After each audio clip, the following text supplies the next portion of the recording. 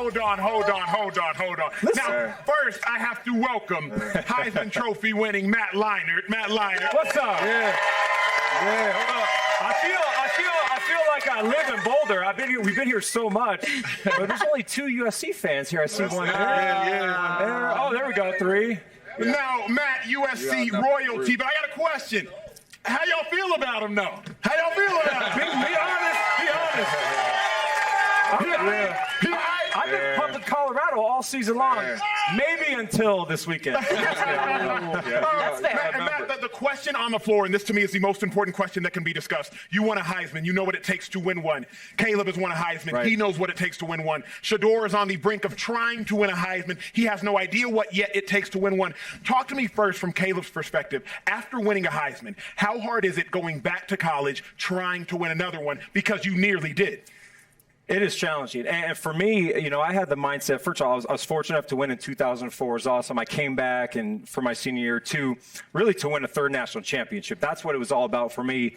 My senior year, I had no intention and thought, I'm going to win another Heisman. One, we had Reggie Bush on the team, and I was like, I think Reggie's probably going to win the Heisman Trophy.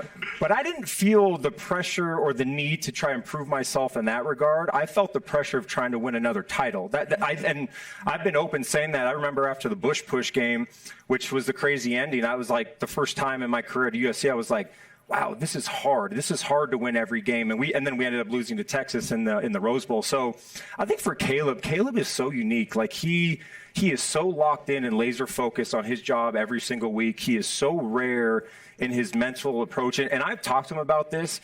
He is open. Like, he wants to win a second one. He's trying to win a second one. A lot of guys come back and say, he really wants to win one. So it's interesting. And Shedeur is kind of taking college football by storm this year. He's a tremendous player, and he's got a great opportunity in front of him as well. So it's a unique matchup for these 2 quarterbacks. But the Heisman, speaking from experience, I don't think it's on their mind. I think they want to win this game because they know that the Pac-12 is stacked this year in the schedule. But there are Heisman games because we all know there are Heisman moments. I remember Robert Griffin, he won the Heisman. I played against him. Ball goes off in Oklahoma, receiver goes into Kendall Wright's hands. That was one of Robert Griffin's Heisman moments. You had several Heisman moments. Everybody has Heisman moments. This game is one of those Heisman moment type of games.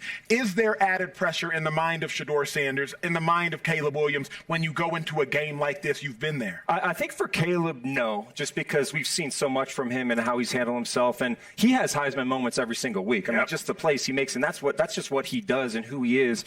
I think there's probably more pressure on Shedeur in that sense, but Shedeur is he's so even keel, man. He's so calm, and that's one of the things I love about him. He doesn't feel the pressure.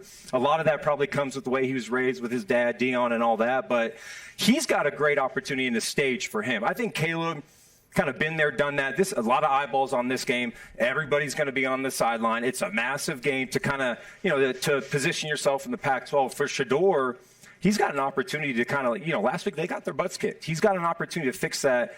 I think it's exciting, man. Like, this is such a great matchup, and you got 2 talented players. And Heisman moments, I had maybe 1 or 2 the year I won. They have Heisman moments every single week, man. These guys are so good. It's unbelievable. Well, Matt, you're speaking with a little bit of confidence now. I see your shoulders back a little bit. I know you're not even entertaining the idea, although I'm going to say that you're unbiased, but I think you're not entertaining the idea that USC is going to lose this game. So I'm not going to make you say it. I'll say it. If USC was to lose this game, how much does that just break college football? Considering what happened last week with Oregon, where USC is, where they're positioned to go, what they're trying to do this year. And as you mentioned, Caleb Williams has won a Heisman and is on a run to win a second one back-to-back. Where does that leave the state of college football if that were to happen? Well, I know this is not something that you're considering. No, I mean, listen, it could happen. Colorado's a good team, and we've seen them play up, and they can score points. The interesting thing for USC is the expectation this year for me and for them is playoff or even national championship or bust. I really believe that because, one, you have Caleb Williams. This is all. You have him this season. He's gone. I don't care the speculation. You have a generational player at the most important position. This is your opportunity. Their defense is much better than last year. But if they lose this game, the margin of error is so small in college football because of the playoff. And if you guys have seen their schedule coming up, it is brutal. I mean, they get Washington and Oregon, and they get Utah, and they get UCLA. They get all these teams. So for them to lose this week would be a massive ripple effect, not only in the Pac-12, but also in the college football and our college football playoff and landscape. So I think this win is definitely more important for USC in that regard. I don't look at Colorado and say they have all these massive – he's already proven the point to me. They could lose every game the rest of the season, and I think this was a success based on what they were a year ago and what Coach Prime can do in the future. I really believe that. I think they're going to win more games. But for USC, it would be a devastating loss that would really end their goal of getting to a college football playoff. Again, one loss, you could still get in, but it's tough. Matt, we have some history, don't we? God, we do, man. We were talking about like being a recruit, and I remember being 17, 18, going to USC, and Reggie Bush was my host, and I remember going to your house across the street from the Staples Center. Yeah. Yeah, to see the place. Anyway, and I remember texting my mom. Yeah, NIL didn't exist back then. And I was like so excited. Wow, I was Matt Leinart. But I want to ask you, because you guys were stars, and you're still a star. I want to ask you, there's two star quarterbacks, right? Shedeur and Caleb Williams. Now, what are the similarities from watching these two, and then what are the differences? Well, first of all, can we just say we didn't recruit you well enough because you didn't come to USC? You were one of the few that got away in that era. There were a couple, and you were one of them. And I take a lot of pride in that. So we can talk about that off camera. But hey, listen, you did plenty well for yourself. The two quarterbacks. So, gosh, I mean, the similarities to me is they're both very, very composed and poised and. Like I always talk about as a quarterback, and Mahomes is really good at this, obviously, like chaos, when things break down, the game speeds up. We all know the game can be faster and you're running around. For those types of guys, it almost gets easier for them. And when I saw Shedeur play against TCU week 1, and I saw him a little bit at Jackson State, but, you know, TCU, it's a better program and just the competition, right? That's what everyone was saying. I was like, holy crap, this kid is special. Right. And it was the playmaking, and everything came easy to him. It was slow and all of these things.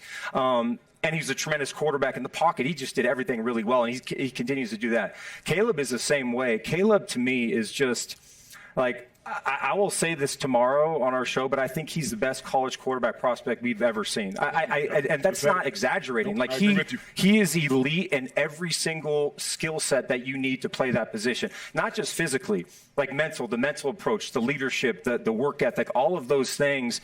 And I've been around him to enough to know that, like, he's just special. Like, he's going to come into the NFL and he will change a franchise no matter where it is. I believe that. So there's a lot of similarities, I think, in the way the mental approach they play. Everything looks easy for them. Caleb is just further along and more experienced, obviously. I think he's a more explosive runner and probably a more explosive athlete when he's out in the open field. But Shedeur is right there, man. I mean, he's playing himself into being a first-round draft pick at some point when he leaves. So just so you know, you're outnumbered. I know you know that.